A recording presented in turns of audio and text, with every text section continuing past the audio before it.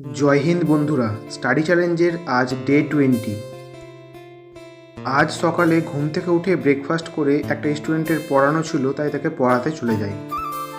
রাস্তার ধারে আম গাছটি দেখে খুব মন জুড়িয়ে যায়, কি সুন্দর গাছ ভরে মুকুল এসেছে।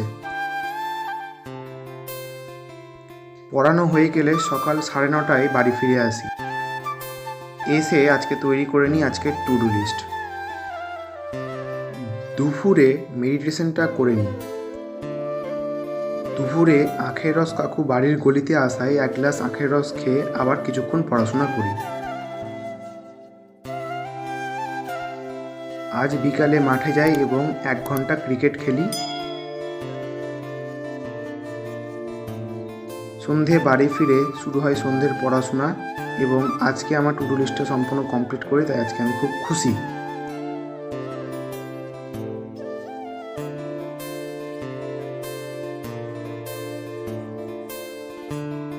রাত্রে পড়তে পড়তে একটু খিদে পাওয়ার জন্য একটা বিস্কুট খেয়ে জল খেয়ে পড়াশোনা চালিয়ে যাই।